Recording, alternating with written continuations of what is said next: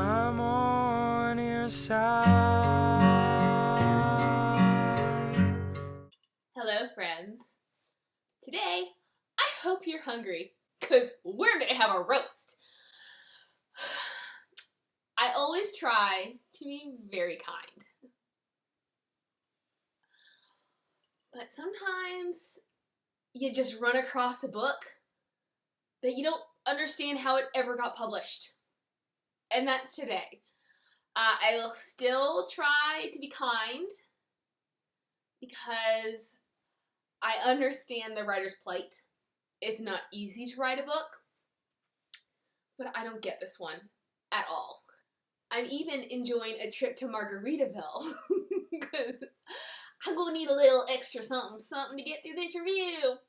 I still have my water, so we're staying safe and hydrated, but guys, a little liquid courage goes a long way.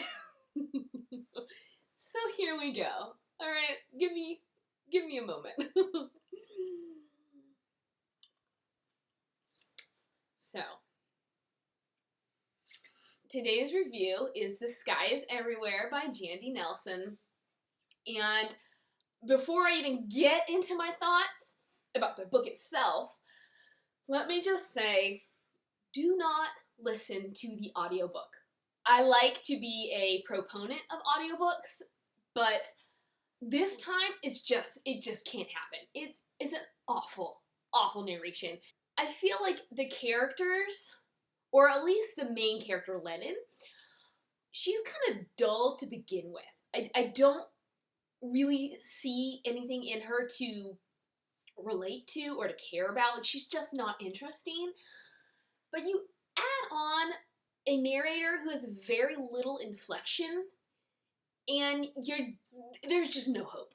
So before I even tell you, I mean, obviously I didn't like the book, but before I tell you why, I'm just gonna say, if you want to try the book, don't listen to it on audiobook.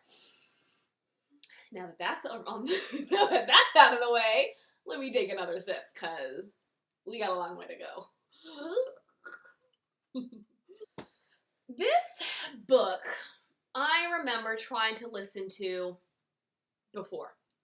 I don't remember exactly when. It's been a number of years, because sometimes if I don't care for a book, I'll put it down for a little while, because we can grow into things. But I do remember trying to listen to it on an airplane, and I was so bored that I think the flight was only a couple hours long, and I couldn't even get through, takeoff. I remember trying to listen to it before, and obviously I didn't like it because I didn't get through it.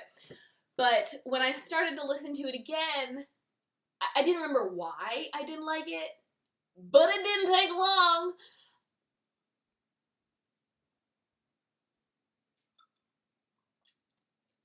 This is my second attempt at the review. Because I just could not keep myself together enough to deliver a cohesive review the first time around. So let's try again. The book, main character is a 17-year-old girl named Lennie, and her older sister Bailey has recently died. And so it's essentially about how she and her family are working through this grief and learning to live without her. There is a subplot with an estranged mother, and then of course there's some romance aspects, but the essential plot isn't so bad, or at least the essential premise is not bad. I'm constantly drawn to books that deal with how people get through grief, and so I think that's why I picked this one up. At any rate, all downhill from here. Let's just start with the fact that every single character in this novel is a caricature. We all know what caricatures are. They are the pictures that artists draw on the boardwalk, where your head is exponentially larger than your body, where you're just larger than life. It's just not a true depiction of who you are. And while I don't mind one or two caricatures in a novel, every single one, it's just too much to handle.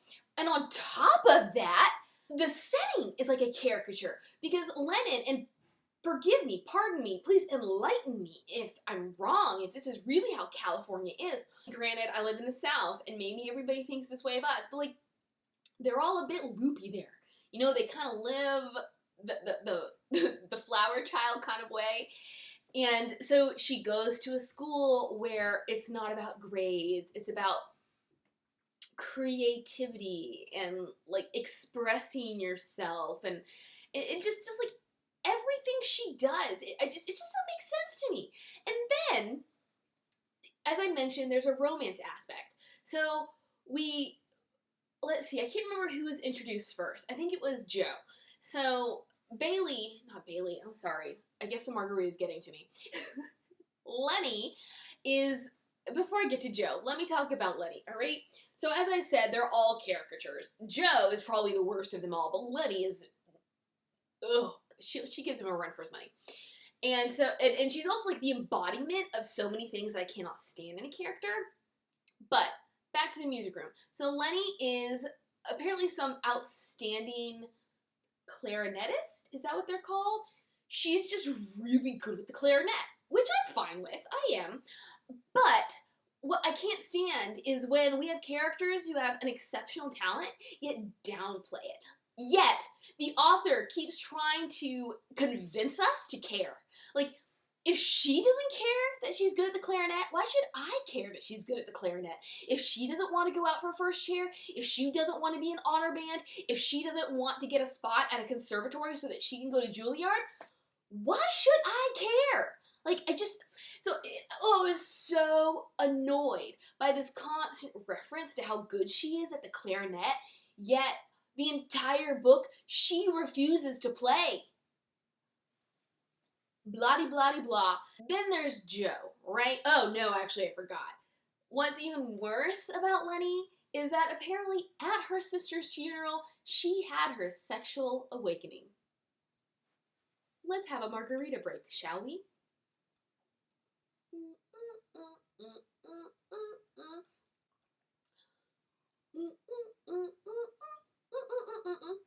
I should probably save some. Anyways, back to her sexual awakening. Something about seeing her sister in a box awakened her libido. And it's like she can't look at a boy without losing it. And I'm like, inappropriate much? Or like, I don't care? I just don't. Like, the whole story was legitimately about her desire not to play music and her libido. I was like, how is this about grief? Maybe grief does strange things to a person? Now we can get into Joe Fontaine. Take 3. Well, take 2.5, because I'm not starting completely over. Joe Fontaine, I wanted to like. But as I said, they're all caricatures. And so I just couldn't. Like, I couldn't like any of the characters. The only one I really liked was Bailey. And that's probably because she wasn't there to be a caricature. Although, I'm sure Nelson could have made her into one too. Maybe she did. I skipped so much of the book, I don't really know. But we're not getting there yet. We're talking about Joe Fontaine. The first day that Lennie comes back to school after her sister's death, she sees this stunningly attractive guy in her chair. And we meet Joe Fontaine, who apparently, because he's a caricature, can play any instrument known to man to perfection, is extremely gorgeous, is nicer than any person you will ever meet, and it's like he shoots rainbows from his face. Like, he has that smile that if he looks at you, you just feel like floating 10 feet off the ground. And so I wanted to like him, and I could have accepted maybe a happy-go-lucky guy, or just a really cute guy with this ridiculously intriguing background who's really good at music. Some people are just talented. Some people practice. In any case, there are aspects of him I could have accepted, but you blow them up, and then you put them into one body, and I can't. So we have Joe Fontaine, who is one of the love interests. And of the two, I'll pick him. Lennie completely rejects him, alright? So I know, and maybe this is a lesson for me to learn, because I am writing a book about a girl who's going through grief, hence my obsession with books about how people get through grief. And she pretty much rejects the world around her. So maybe I should learn something from this book. But so Lennie completely rejects Joe, yet he likes her. Because I guess she's incredibly good looking.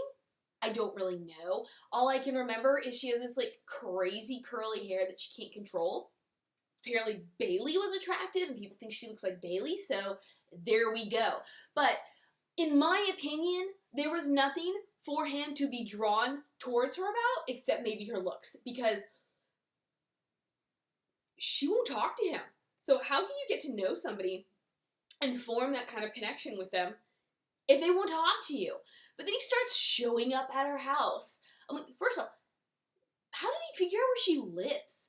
Brand new to town. He's been there a couple weeks, but she's been out of school for about 6 weeks. So maybe he's heard of her. Well, I'm sure he had. He had heard of her because of what happened to Bailey. But I'm like, did he stalk her beforehand? Like, how does he know where she lives? Anyways, he starts showing up at her house. And he basically ingratiates himself into her family.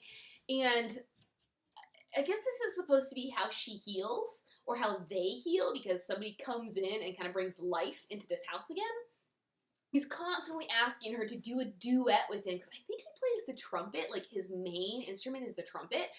And she's like, I'm not gonna do it. And then when they do, apparently she fails fantastically because she makes some like really awkward noise. But to me, she plays it off as like, yeah, it was a really strange sound, but it was super impressive anyways. I don't get it. I just don't get it. I can't even justify it. Like, I just can't. So he just keeps coming by, and she, of course, thinks that he is interested in her arch nemesis Rachel, who is first chair clarinet. And, you know, I'm wondering, maybe I'm just a mean girl at heart, because my thought is, you want it, you go for it. If you have the talent, you use the talent, okay? If that's why you don't like Rachel, well then, I guess that's why I don't like you. But naturally, as all girls do, we assume they like someone else. And it's always the beautiful, popular person who treats you like dirt. So he eventually expresses his feelings towards her, and she's like, what? But what about Rachel? Because even though you spend mornings here, like, I don't know where you go in the night. I just couldn't handle this book, guys. And of course, he's like, what? Rachel? No way, man. Or that's probably not how he talks, because he just moved there from Paris. But they start this burgeoning thing. However, we cannot have a perfect love story, right? So let me introduce you all to Toby, who is Bailey's boyfriend slash fiancé. I say slash fiancé because nobody knew they were engaged. She had been a budding starlet, and her dream had been to go to Juilliard, yet obviously she died before she could. I think she had received a rejection. Anyways, Lennie was like, why would she ever agree to marry you when her goal has always been to act? Family, marriage, kids, yeah, she might want it, but it was always an afterthought to acting. How could she carry that with her to New York? I skipped a lot of this audiobook because, guys, like, it made me want to stab myself in the eye with something super dull, okay?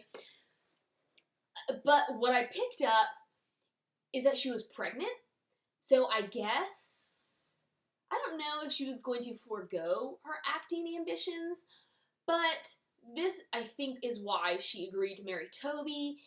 For some reason, they had yet to tell the family. I think it had something to do with them not having a ring yet. I don't really know, because again, I skipped so much. Sorry, not sorry. He, for all intents and purposes, Bailey's boyfriend, who could care less about Lennie. In fact, she equates herself as a potato. Like, to him, she thought he, or, okay, She thought his opinion of her was equivalent to a potato. Or potato. I don't usually say potato. She didn't think he thought much of her. She doesn't think much of him yet. Bailey dies. 6 weeks of zero contact. She meets up with him and they start an affair. Because, did I mention her libido? Which I just don't understand this. And Nelson is trying to explain it off as they are both grieving and this is their way of healing because they both understand, and by connecting this way, it helps them get through it. Not buying it. This is my not buying it face. Anyways, so this whole time, obviously now she's juggling Joe and Toby because she doesn't want anybody to know she's getting jiggy with it with Toby, which I don't think they actually went all the way, but maybe they did. I skipped that part. And eventually, spoiler, Joe walks in on them. I mean, at least that's what I gleaned, because I skipped that part. And this is when I'm like, all right, Joe, I'm with ya. Because if I were dating a guy, and then I walk in on him in any form of romantic embrace with another girl, I'd be like, I'm done. Like, see you later. Just no. Not gonna, not. And so then Lennie's like, oh, because, this whole book, of course, she keeps telling herself to stay away from Toby, to stop making out with Toby, to stop doing whatever she's doing with Toby. And it never works. And I'm just like, but you guys don't even talk. I mean, how are you healing together? Is that the power of a makeout session? I mean, a lot of people, like, hey, retail therapy can help. Or I guess a lot of people, when they're upset after a breakup or something, they do go and they hook up with someone else. Like, so maybe that's a legit thing. In this book, I just thought it was ridiculous. So, Joe walks in on them, and of course, that's her big revelation, where she's like, oh, I have to stop this for good. So she kicks Toby to the curb, and she does everything in her power to get Joe to forgive her and or pay attention to her again. And of course, she's like, he's running straight to Rachel. In the end, spoiler, yeah, they get back together because and this is the one thing, well, 1.5, that I liked about what Nelson did. And that is, throughout the novel, like, the beginning of every chapter opens up with some kind of a poem or a note, some kind of story that revolves around Lennie or Bailey, Lennie and Bailey, and I thought those were extremely poignant. I thought out of everything that expressed Lennie's grief the most, because we got a glimpse into their relationship. We really got a glimpse into Lennie's pain, her state of mind, in a way that nothing else that Nelson did in this book was able to achieve. So, she doesn't know this yet, but double spoiler, Joe, who is apparently a stalker, has been stumbling across the notes she leaves because they're all over town. They're just super random places. And so I guess he had that's what it was. He had stumbled across a note. Like, he thought she had just dropped a piece of paper. And then he eventually just started finding more, and he kept collecting them. Maybe his intent was to eventually give them back to her, but he never did. He basically kept them in a shoebox or something, and the ones that he didn't keep, he copied down and put them in the shoebox. She had left him a note, just saying, I'm yours, blah, blah, blah, make me vomit. And then they get back together, and he reveals his stalker tendency to her, and, we all live happily ever after. It just wasn't believable. Like, an eye roll at every turn, okay?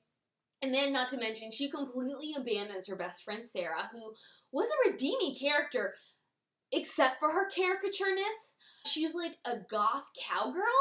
Is that a thing in California? I mean, I didn't even know that California had cowboys. Maybe in like Southern California or somewhere close to the Mexican border or something.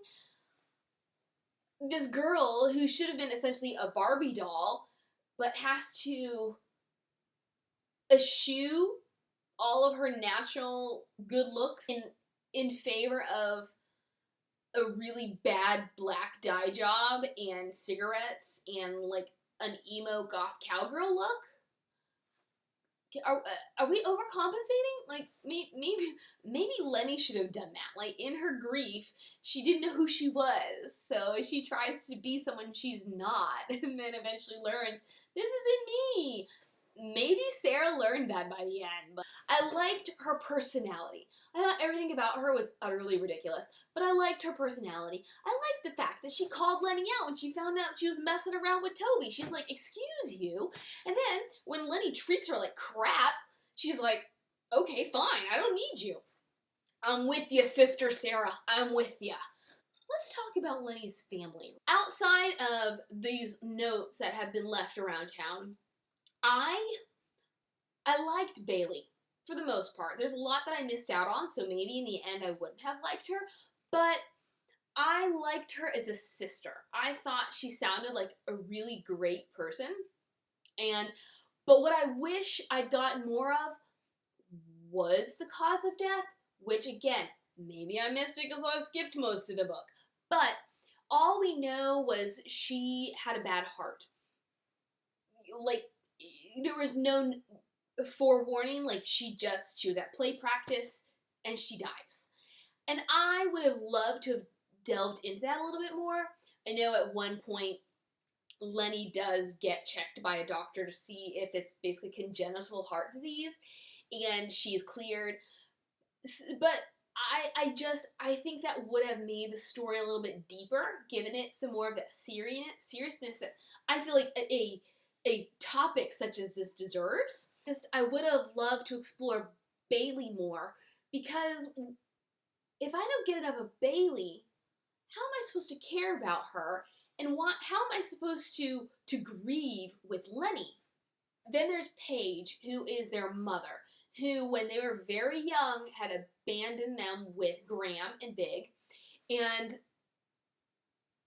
from what I gather, Graham never really told them the whole truth about their mother. She just said that she had a restless gene, and that apparently is a genetic trait.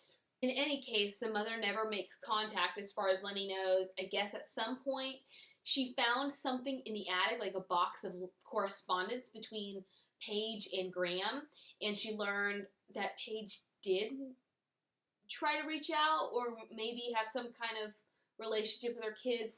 I don't know specifics. All I know is this angers her because now she feels like her grandmother has been lying to her. I like that as well, because again, it was just something that it felt real, and it was emotional, and it was something that I thought brought Lennie down to earth out of her caricature bubble. And I wish I'd gotten more of that, and maybe there was. Maybe we actually got to read the letters. Maybe we got more stories about Paige. I don't know, because, oh my gosh, I don't know. Like, each audio clip was 45 seconds long, so there were a million audio clips. But I feel like I got about halfway through before I just couldn't stand it any longer. But by that point, all we really heard was Paige had a restless gene and she left them and they couldn't get any information out of their grandmother about it. But around the time of Bailey's death, I guess she had been trying to find her mother. So I liked the mother aspect, I liked the sister aspect. The grandmother and the uncle I thought were ridiculous.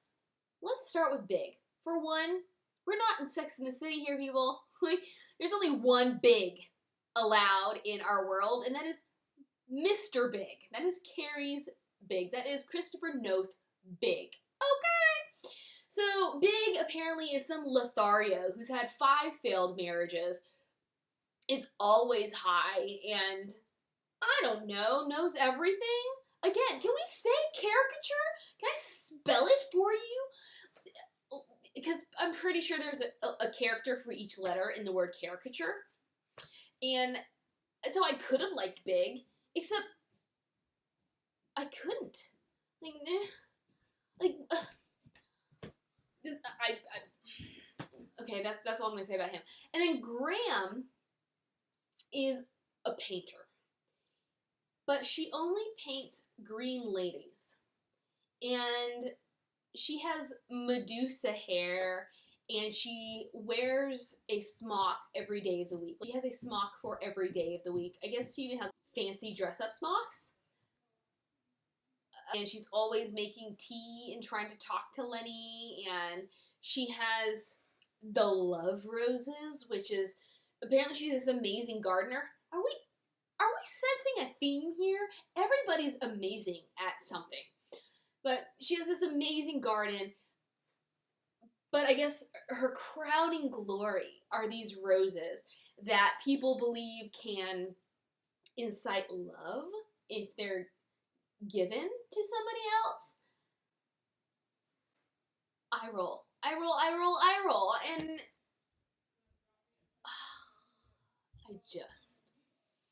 I need more margarita. This book, I can't. I'm so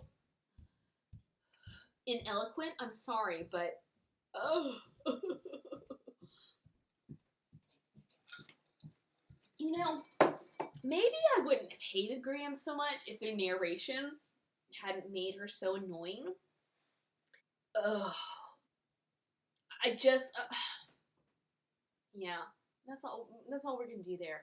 What was most disappointing for me about this book was that I didn't feel like it dealt with grief very well.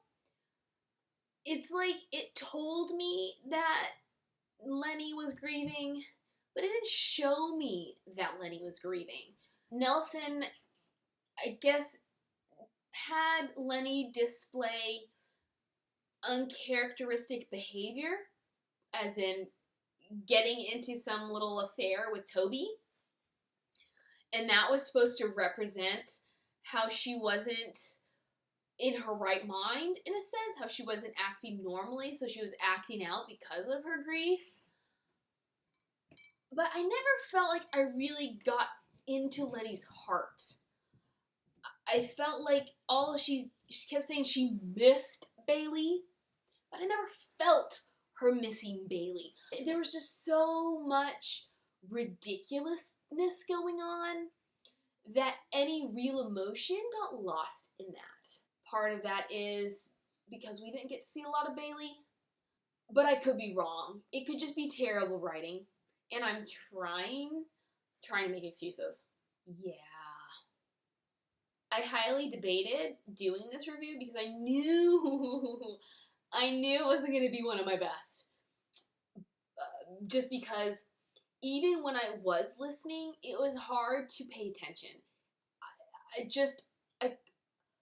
It wasn't engaging. It was not an engaging book. And I haven't even done a lot of research on this. I don't know how people feel about this book. So maybe it's because I should have read it, and it would have been better if I'd read it in my own voice. Or maybe it's, as much as I love YA, maybe I'm too old for this book. Like, I can't connect with it the way that the intended audience is supposed to connect with it. I think that Jandy Nelson, it's like she took a piece of taffy and she just kept stretching. She took a good premise and she didn't know when to stop. She didn't know when to stop with her characters. She didn't know when to stop with her plot. And she just kept going until it was spread too thin, and there was just like thin in the middle, thick at the end. Here are the characters, and here's the characters, here's everything the characters do, here's the substance. And there just wasn't substance. I'm sorry if you hated this review. I get it. I forgive you. A lot of it is probably that margarita talking. Before you read this, go go see what other people have to say. My opinion of this is so low that I definitely wouldn't say go by my opinion alone. But there we go. So from Margaritaville to wherever you live, have a better day than I just did. Bye!